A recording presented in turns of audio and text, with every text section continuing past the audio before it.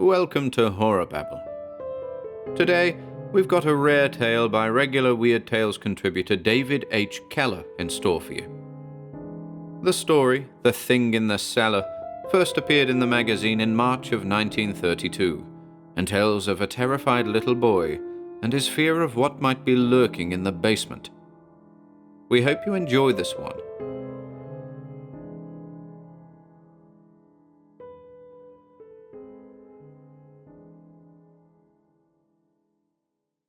The Thing in the Cellar by David H. Keller.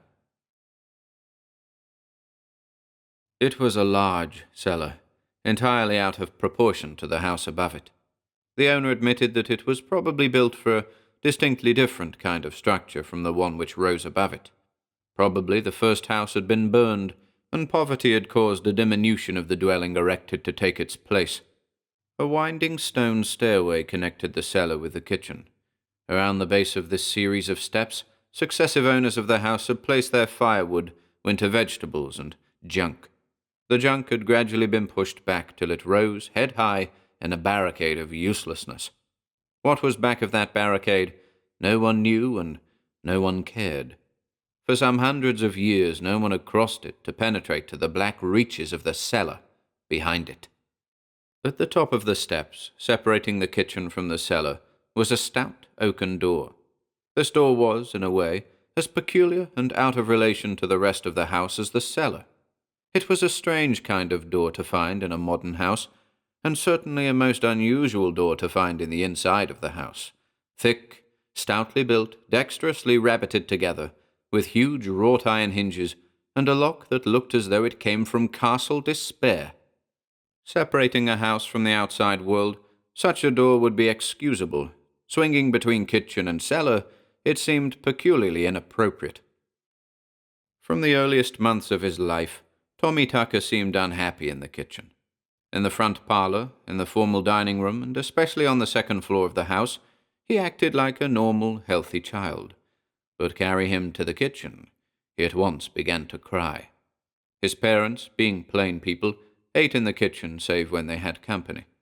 Being poor, Mrs. Tucker did most of her work, though occasionally she had a charwoman in to do the extra Saturday cleaning, and thus much of her time was spent in the kitchen. And Tommy stayed with her, at least as long as he was unable to walk. Much of the time he was decidedly unhappy. When Tommy learned to creep, he lost no time in leaving the kitchen. No sooner was his mother's back turned than the little fellow crawled as fast as he could for the doorway opening into the front of the house, the dining room, and the front parlor. Once away from the kitchen, he seemed happy. At least he ceased to cry. On being returned to the kitchen, his howl so thoroughly convinced the neighbors that he had colic that more than one bowl of catnip and sage tea was brought to his assistance. It was not until the boy learned to talk that the Tuckers had any idea as to what made the boy cry so hard when he was in the kitchen. In other words, the baby had to suffer for many months till he obtained at least a little relief, and even when he told his parents what was the matter, they were absolutely unable to comprehend.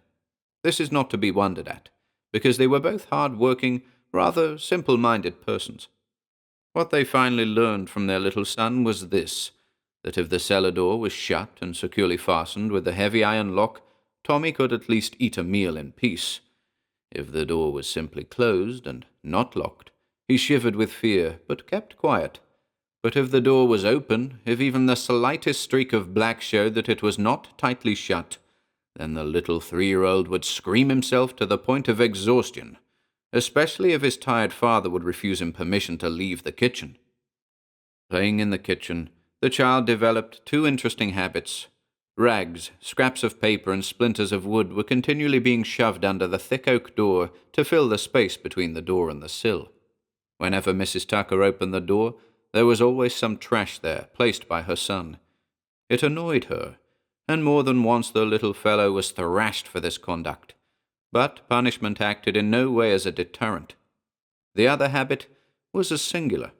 Once the door was closed and locked, he would rather boldly walk over to it and caress the old lock. Even when he was so small that he had to stand on tiptoe to touch it with the tips of his fingers, he would touch it with slow, caressing strokes. Later on, as he grew, He used to kiss it. His father, who only saw the boy at the end of the day, decided that there was no sense in such conduct, and in his masculine way tried to break the lad of his foolishness. There was, of necessity, no effort on the part of the hard-working man to understand the psychology back of his son's conduct. All that the man knew was that his little son was acting in a way that was decidedly queer. Tommy loved his mother, and was willing to do anything he could to help her in the household chores, but one thing he would not do, and never did do, and that was to fetch and carry between the house and the cellar. If his mother opened the door, he would run screaming from the room, and he never returned voluntarily till he was assured that the door was closed. He never explained just why he acted as he did. In fact, he refused to talk about it, at least to his parents, and that was just as well, because had he done so, they would simply have been more positive than ever that there was something wrong with their only child. They tried, in their own ways, to break the child of his unusual habits. Failing to change him at all, they decided to ignore his peculiarities. That is, they ignored them till he became 6 years old, and the time came for him to go to school.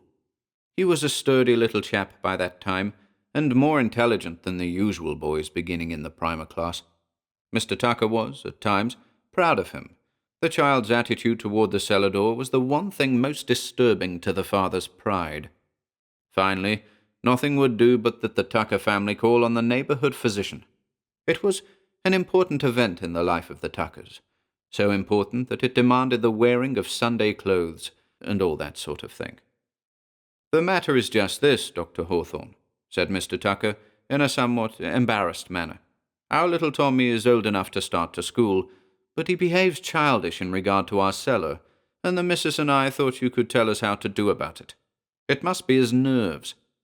"Ever since he was a baby," continued Mrs. Tucker, taking up the thread of conversation where her husband had paused, "Tommy has had a great fear of the cellar. Even now, big boy that he is, he does not love me enough to fetch and carry for me through that door and down those steps. It is not natural for a child to act like he does. And what with chinking the cracks with rags and kissing the lock, he drives me to the point where I fear he may become daft-like as he grows older." The doctor, eager to satisfy new customers and dimly remembering some lectures on the nervous system received when he was a medical student, asked some general questions, listened to the boy's heart, examined his lungs, and looked at his eyes and fingernails. At last he commented, "Looks like a fine, healthy boy to me."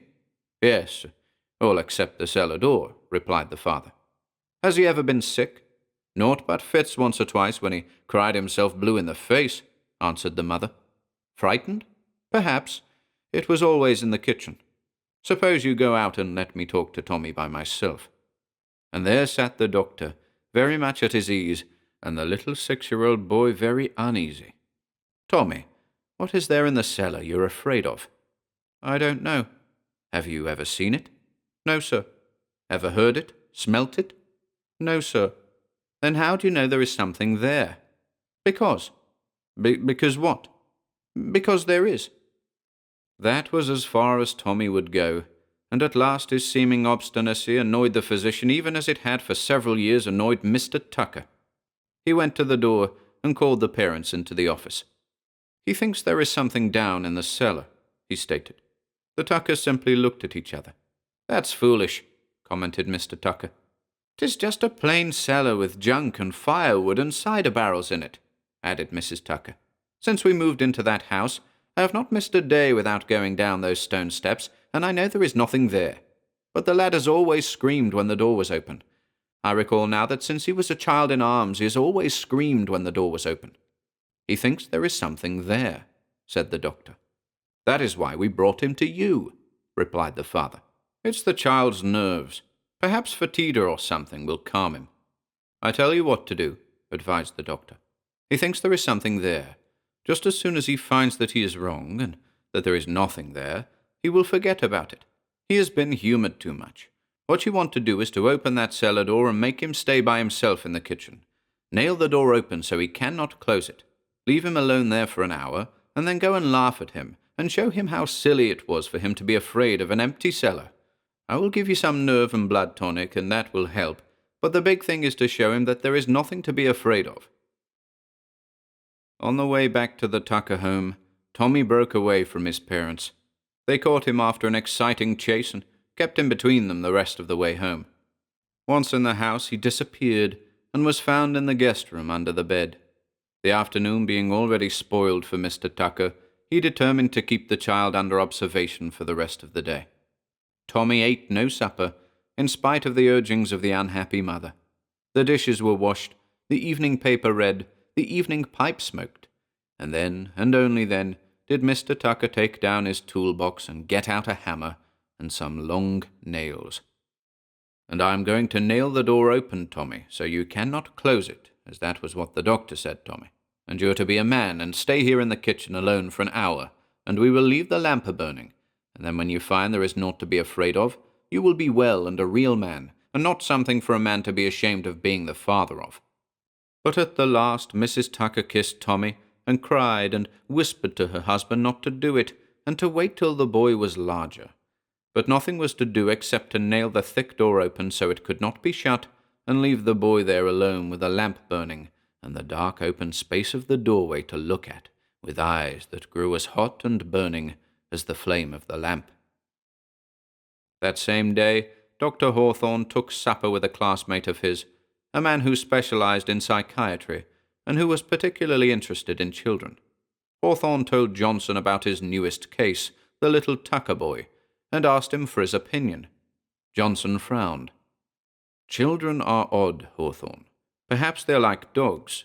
It may be their nervous system is more acute than in the adult. We know that our eyesight is limited, also our hearing and smell. I firmly believe that there are forms of life which exist in such a form that we can neither see, hear, nor smell them. Fondly, we delude ourselves into the fallacy of believing that they do not exist because we cannot prove their existence. This Tucker lad may have a nervous system that is particularly acute. He may dimly appreciate the existence of something in the cellar which is unappreciable to his parents. Evidently, there is some basis to this fear of his. Now, I'm not saying that there is anything in the cellar. In fact, I suppose that it is just an ordinary cellar. But this boy, since he was a baby, has thought that there was something there, and that is just as bad as though there actually were. What I would like to know is what makes him think so. Give me the address, and I will call tomorrow and have a talk with the little fellow. What do you think of my advice?" "Sorry, old man, but I think it was perfectly rotten. If I were you, I would stop around there on my way home and prevent them from following it. The little fellow may be badly frightened. You see, he evidently thinks there is something there." "But there isn't." "Perhaps not. No doubt he is wrong, but he thinks so." It all worried Dr. Hawthorne so much that he decided to take his friend's advice. It was a cold night, a foggy night, and the physician felt cold as he tramped along the London streets. At last, he came to the Tucker house. He remembered now that he had been there once before, long ago, when little Tommy Tucker came into the world. There was a light in the front window, and in no time at all Mr. Tucker came to the door. "I have come to see Tommy," said the doctor. "He is back in the kitchen," replied the father. "He gave one cry, but since then he has been quiet," sobbed the wife. "If I had let her have her way, she would have opened the door, but I said to her, 'Mother, now is the time to make a man out of our Tommy.' And I guess he knows by now that there was naught to be afraid of. Well, the hour is up. Suppose we go and get him and put him to bed." "It has been a hard time for the little child," whispered the wife. Carrying the candle, the man walked ahead of the woman and the doctor, and at last opened the kitchen door. The room was dark. "Lamp has gone out," said the man. "Wait till I light it." "Tommy! Tommy!" called Mrs. Tucker. But the doctor ran to where a white form was stretched on the floor. Sharply he called for more light. Trembling, he examined all that was left of little Tommy. Twitching, he looked into the open space, down into the cellar. At last he looked at Tucker and Tucker's wife.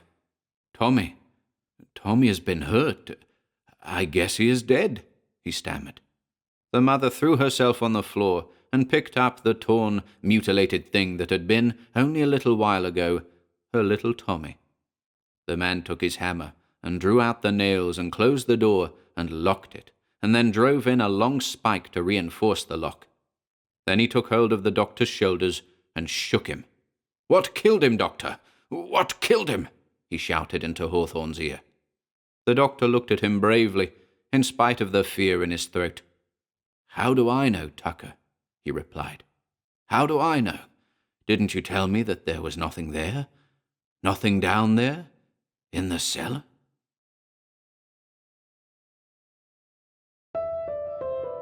Thank you for listening today.